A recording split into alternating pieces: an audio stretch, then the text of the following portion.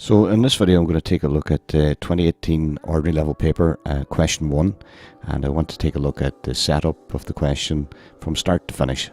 So start off with the question here. We see it's a 250mm block, solid block wall, which is a block on its flat, a strip foundation, plaster both sides, flush panel door which is 60mm wide, door frame of 120 by 50, insulated ground floor, 20mm tongue and groove floored, hardwood flooring. Scale is 1 to 5, so everything's divided by 5, so your 215 is 43.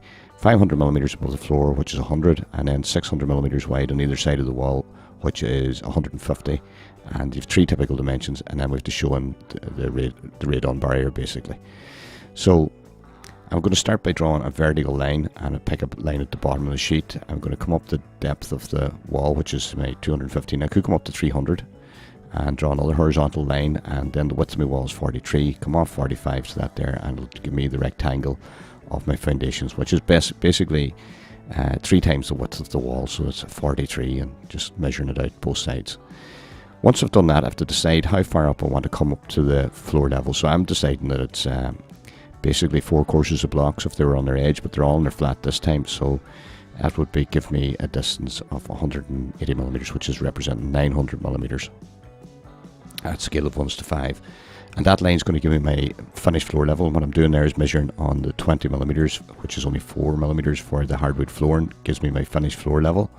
And then I'll start to come down below that, the concrete slab, which I'm putting at 150, which would be 30 on your drawing.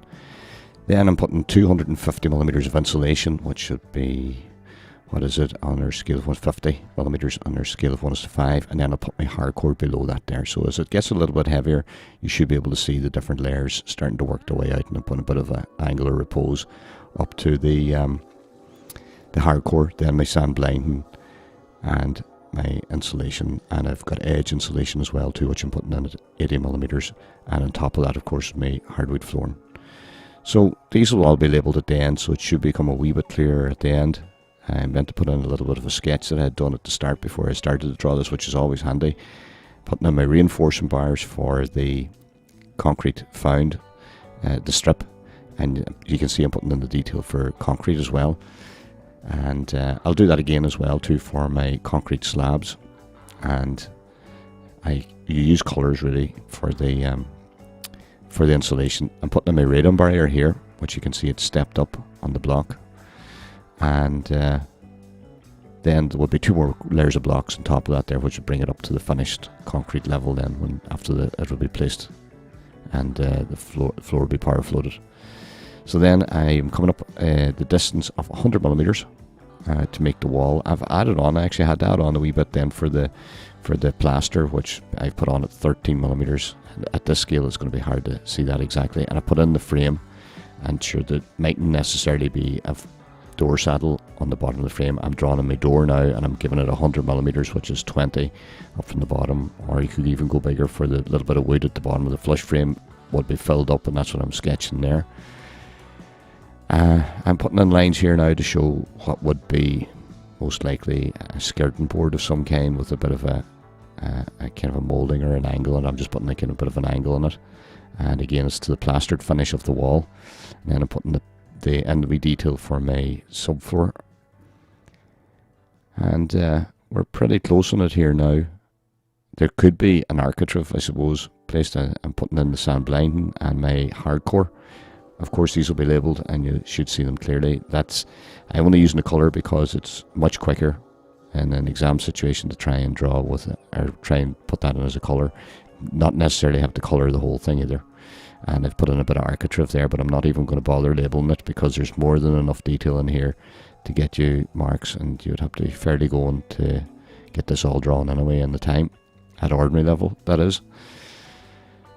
So just pick out all the points that, especially the ones that you're given in the question. For example, we're given the 200mm solid concrete block wall, which I haven't even indicated in this. I put in the flush door, 60mm to flush door. I put in the door frame, which is given in the question, 120.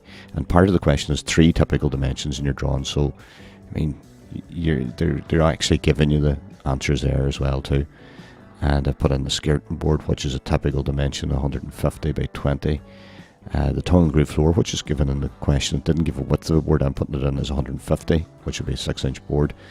150mm concrete slab, which would be another typical dimension. Insulation, you could actually go up to 300 in that there. I put it at 250. Sand blinding, 20, and hanging around that there. Hardcore. So you got plenty of dimensions in there to get you the marks for that little part, last part of the question as well. And the plaster is even given in the question as well. So there's any amount of detail in this. And then the part B of the question then was typical design detail to prevent radon gas from entering the room through the floor. So that's the inclusion of your damp-proof membrane, your radon barrier, which is in red. And I would label that part B as well too, just to make sure that they know that this is what you're answering. And that's what I've done there, and I've highlighted it, part B. And that's pretty much all the details that's required for that question. Challenge enough for ordinary level.